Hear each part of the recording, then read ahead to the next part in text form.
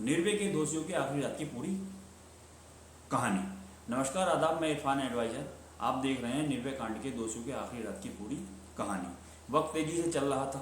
Tihar jail में फांसी की तैयारियां जोर शोर से चल रही थी। तभी अचानक सुप्रीम कोर्ट से खबर आती है कि फांसी रोकने या देने के लिए रात 2:30 बजे सुनवाई होगी। जल्दी से सुप्रीम कोर्ट खोल दिया जाता है और तिहाड़ में अक्षय, पवन, मुकेश, विनय की घबराहट लगातार बढ़ती जा रही थी।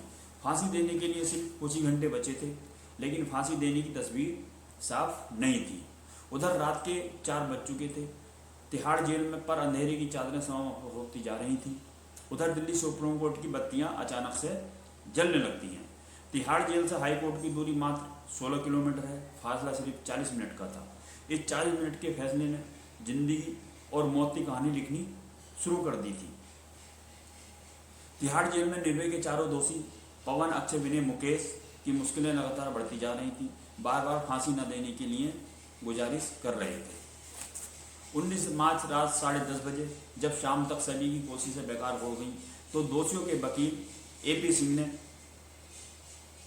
अपना दाव चला और सीधे हाईकोर्ट पहुंचे। 2 घंटे सुनवाई चली, लेकिन हाईकोर्ट ने भी फांसी टालने से इनकार कर दिया। अब कुछ ही घंटे फांसी के कुल बचे थे। फांसी की सजा की बात चारों को दी गई। चारों फूट फूट कर रोने लगे और फांसी न देने के लिए गुजारिश करने लगे।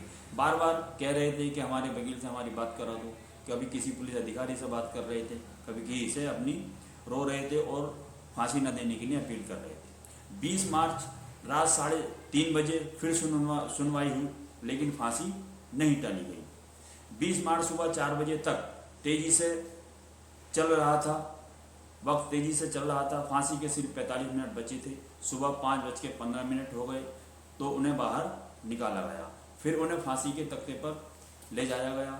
20 मार्च शुक्रवार के दिन 5:30 बजे फांसी पर उन्हें लटका दिया जाता है और पवन जल्लाद रस्सा खींच देता है, जिससे चारों रस्सी पर झूल जाते हैं और फांसी का तख्ता नीचे से हट जाता है और चारों रस्सी पर झूल जाते हैं। आधे घंटे बाद फांसी से उतार लिया जाता है, जिससे चारों की मृत्यु हो जाती है।